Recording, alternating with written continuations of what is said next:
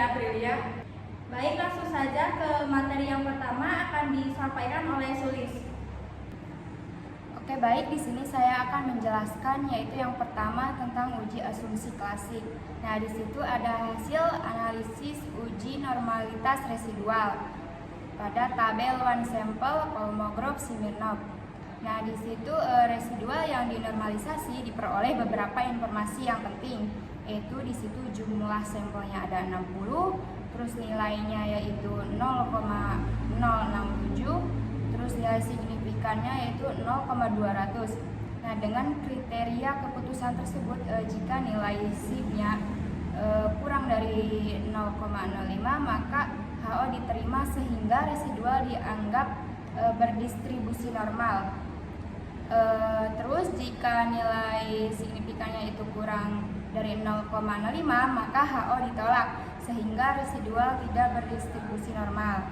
Nah, karena pada output terlihat bahwa nilai sig yaitu 0,200 dan nilai ini lebih besar dari 0,05 maka dapat disimpulkan bahwa HO diterima sehingga residual dalam model regresi berdistribusi normal seperti itu. Nah, baik, selanjutnya yaitu ada uji normalitas residual. Yang di sini ada hasil histogramnya. Nah, hal ini terlihat dari bentuk histogram berdasarkan grafiknya. Di situ residual pada model regresi berdistribusi normal, ditunjukkan oleh bentuk histogram yang menyerupai kurva lonceng. Nah, sebaran yang simetris dan nilai rata-rata residual yang mendekati nol. Dengan demikian, asumsi normalitas terpenuhi dan model regresi layak digunakan untuk analisis selanjutnya. Nah, yang menyerupai kurva lonceng dan sebaran data yang relatif simetris di sekitar nilai nol. Nah, garis kurva ini normal juga mengikuti pola data dengan baik. Nah, lalu di sini ada grafik normal pipe plot. Nah, titik-titik data residual terbukti menyebar merata di sekitar garis diagonal tanpa membentuk pola tertentu. Nah, hal ini menunjukkan bahwa residual berdistribusi normal, sehingga asumsi klasik ordinary least squares itu atau OLS terpenuhi dan model regresi dinyatakan valid untuk digunakan dalam analisis penelitian selanjutnya. Seperti itu. Nah, selanjutnya yaitu ada uji multikolinearitas. Nah, kita bisa lihat ini ada tabel koefisien. Nah, di situ dituliskan variabel keadilan organisasional itu nilainya 0,596. Terus ada nilai VIP-nya yaitu 1,677. Terus yang kedua ada variabel kepuasan kerja, nilai toleransinya yaitu 0,596 dan nilai VIP-nya 1,667. Nah, sesuai dengan kriteria pengujian multikolinearitas yang digunakan yaitu jika toleransinya lebih dari 0,10 maka tidak terjadi multikolinearitas. Terus jika VIP-nya kurang dari 10 maka tidak terjadi multikolinearitas. Nah, artinya variabel keadilan organisasional dan kepuasan kerja tidak saling berkolerasi tinggi satu sama lain, sehingga masing-masing variabel independen tetap mampu memberikan kontribusi informasi yang berbeda terhadap variabel dependen dalam model. Seperti itu. Nah, yang terakhir yaitu ada uji autokorelasi. Kita bisa lihat pada tabel model summary. Nah, berdasarkan kriteria pengujian Darby-Royston, nah, rentang nilai yang digunakan untuk menilai keberadaan autokorelasi adalah sebagai berikut. Yang pertama, DW itu kurang dari 1,5 menunjukkan adanya autokorelasi positif. Artinya residual saling berhubungan searah antar periode. Terus yang kedua yaitu DW antara 1,5 sampai 2,5 menunjukkan tidak terdapat autokorelasi sehingga residual dianggap acak. Terus yang ketiga yaitu ada DW lebih besar dari 2,5 menunjukkan adanya autokorelasi negatif yaitu hubungan yang berlawanan arah antar residual. Nah, karena pada output SPSS nilai Darby-Royston-nya itu sebesar 2,082 dan berada di dalam rentan 1,5 sampai 2,5, maka dapat disimpulkan bahwa model regresi tidak mengalami autokorelasi, baik itu positif maupun negatif. Nah, dengan kata lain, residual antar observasi bersifat independen dan tidak saling memengaruhi satu sama lain. Selanjutnya ke uji heteroskedastisitas. Terlihat dari tabel koefisien, pengujian heteroskedastisitas pada penelitian ini dilakukan menggunakan uji Gleitzer, yaitu dengan meregresikan nilai absolut residual terhadap variabel independen, yaitu keadilan organisasi atau X1 dan kepuasan kerja atau X2. Dasar pengambilan keputusan adalah sebagai berikut. Yang pertama, jika nilai signifikansi lebih dari 0,05, yaitu tidak terjadi heteroskedastisitas. Yang kedua, jika nilai signifikansi kurang dari 0,05, yaitu terjadi heteroskedastisitas. Nah, berdasarkan output SPSS pada tabel koefisien diperoleh nilai signifikansi sebagai berikut. Yang pertama, variabel keadilan organisasi atau X1, yaitu nilai signya 0,860 karena 0,860 lebih besar dari 0,05. Maka variabel keadilan organisasi tidak mengalami heteroskedastisitas. Nah, yang kedua, variabel kepuasan kerja atau X2. Nilai sig yaitu 0,040. Karena 0,040 kurang dari 0,05, maka variabel kepuasan kerja mengalami heteroskedastisitas. Nah, karena variabel kepuasan kerja memiliki nilai sig kurang dari 0,05, model regresi ini dinyatakan masih mengandung gejala heteroskedastisitas. Hal ini menunjukkan bahwa varians residual tidak konstan, sehingga hasil estimasi koefisien menjadi kurang efisien. Nah, untuk mengatasinya, peneliti disarankan melakukan perbaikan model melalui transformasi data, penggunaan metode WLS, atau mengevaluasi kembali variabel yang memicu ketidakhomogenan tersebut. Selanjutnya, uji heteroskedastisitas berdasarkan gambar scatter plot. Nah, berdasarkan grafik scatter plot, model regresi dinyatakan bebas dari heteroskedastisitas karena yang pertama, titik-titik menyebar secara acak di atas dan di bawah angka 0 atau sumbu Y. Yang kedua, tidak membentuk pola tertentu seperti pola garis, gelombang, atau melebar. Yang ketiga, penyebaran data merata, tidak berkumpul hanya di satu area, yang artinya asumsi homoskedastisitas terpenuhi sehingga model regresi valid dan layak digunakan untuk analisis lebih lanjut. Selanjutnya, analisis regresi berganda.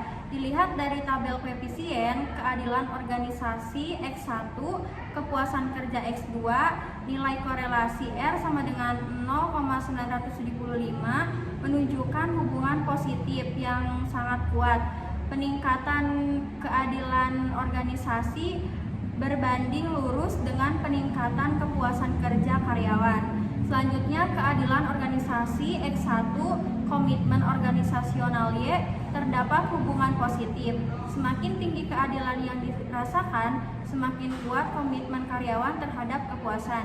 Yang terakhir, kepuasan kerja X2, komitmen organisasional Y, terdapat hubungan positif. Peningkatan kepuasan kerja secara otomatis meningkatkan komitmen organisasional karyawan. Selanjutnya, yang terakhir, analisis koefisien determinasi terhadap pengaruh parsial. Pengaruh parsial keadilan organisasi X1 terhadap komitmen organisasi Y dapat dihitung dengan KD X1 sama dengan 0,708 pangkat 2 dikali 100%, KD X1 sama dengan 0,501 dikali 100% akan menghasilkan 50,1%. Interpretasi artinya sebesar 50,1%. Variasi komitmen organisasi dapat dilakukan oleh keadilan organisasi secara sendiri-sendiri atau sebelum dipengaruhi variabel lain. Sedangkan 49,9% sisanya dipengaruhi oleh faktor lain di luar variabel X1.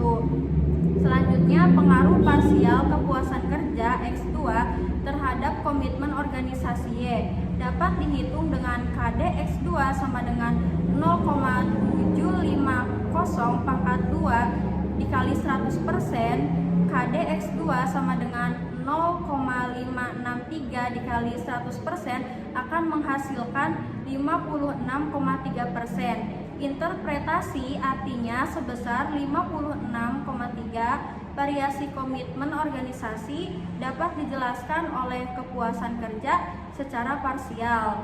Nah, sedangkan yang 43,7% sisanya berasal dari variabel lain di luar X2. Selanjutnya ada analisis koefisien determinasi pengaruh simultan.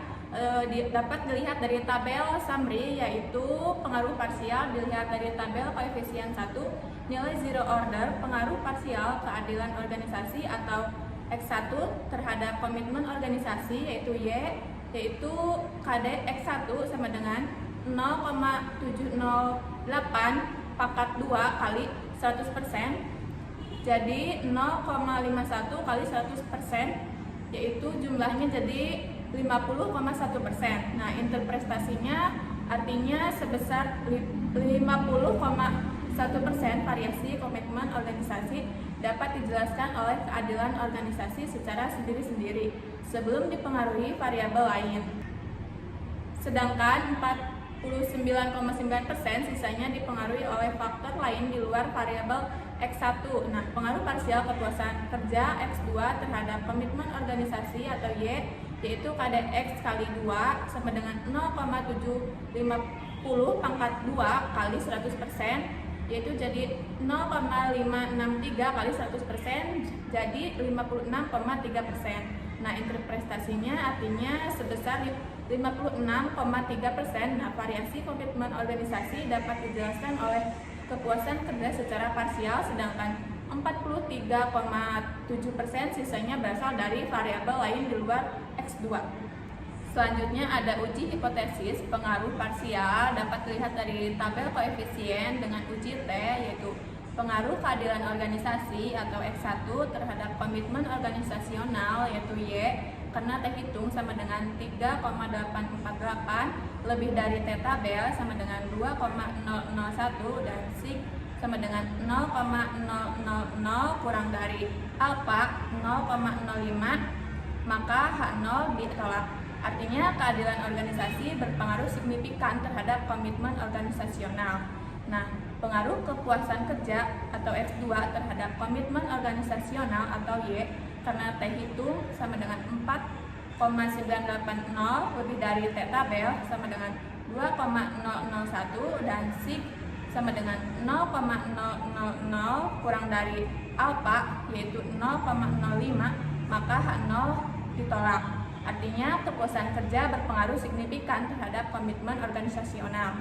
Selanjutnya ada uji hipotesis simultan dengan uji F, dapat dilihat dari tabel ANOVA. Nah, pengaruh keadilan organisasi atau X1 terhadap komitmen organisasional atau Y karena T hitung sama dengan 3,848 lebih dari T tabel sama dengan 2,001 dan sig sama dengan 0,000 kurang dari alfa 0,05, maka H0 ditolak.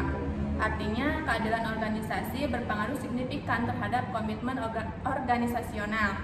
Pengaruh kepuasan kerja atau X2 terhadap komitmen organisasional atau Y karena T hitung sama dengan 4,980 lebih dari T tabel sama dengan 2,001 dan sig sama dengan 0,000 kurang dari alfa yaitu 0,05, maka H0 ditolak.